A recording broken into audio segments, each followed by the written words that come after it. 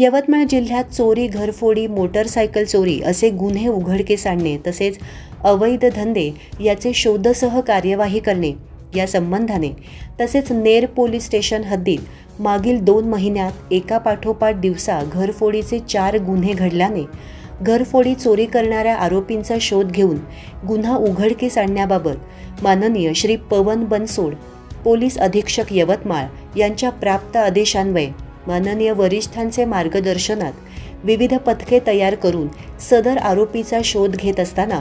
Police रेकॉर्डवरील घरफोडी चोरी करणारा अट्टल चोराटा रंडो उर्फ फिरोज खान साहेब खान राहणार तुकाराम बापू वॉर्ड मुखरे चौक पुसद यांनी केला असल्याचे गोपनीय माहितीद्वारे व तांत्रिक पुराव्याच्या आधारे गुन्हा केल्याचे माहिती प्राप्त झाल्याने त्याचा शोध घेत असताना दिनांक 15 एप्रिल 2024 रोजी दुपारी 1 वाजता स्थानिक गुन्हे शाखा यवतमाळ कॅम्प पुसद येथील पोलीस अधिकारी व अंमलदार तसेच सायबर शाखा यवतमाळ येथील पोलीस अधिकारी व अंमलदार यांना अट्टल घरफोडी चोरटा रंडो उर्फ फिरोज खान हा पुसद येथे येत असल्याबाबत गोपनीय माहिती मिळाल्याने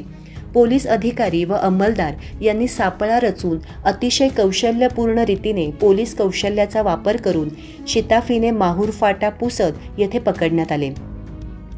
त्याच्याकडे घरफोडी चोरीचे गुन्ह्याबाबत कौशल्यपूर्ण विचारपूस तंत्राच्या आधारे तपास केला असता यवतमाळ जिल्ह्यातील एकूण 17 घरफोडी चोरीचे व अमरावती ग्रामीण 5 व वाशिम जिल्ह्यात 4 एकूण 13 घरफोडी चोरी अशा प्रकारे एकूण 30 घरफोडी चोरीचे गुन्हे केल्याचे कौशल्यपूर्ण उघड करून त्याच्याकडून गुन्ह्यात वापरलेल्या सुझुकी कंपनीचे स्कूटीची पाहणी करता त्याच्याकडे घरफोडी मुद्देमाल, सोन्या चांदीचे दागिने, रोख रक्कम व घरफोडी करण्यासाठी आवश्यक असलेली हत्यारं व मोबाईल मिळून आले आहेत। तसंच सदर आरोपीने घरफोडी चोरीतील विकलेले सोन्याचे दागिने जप्त केले आहेत।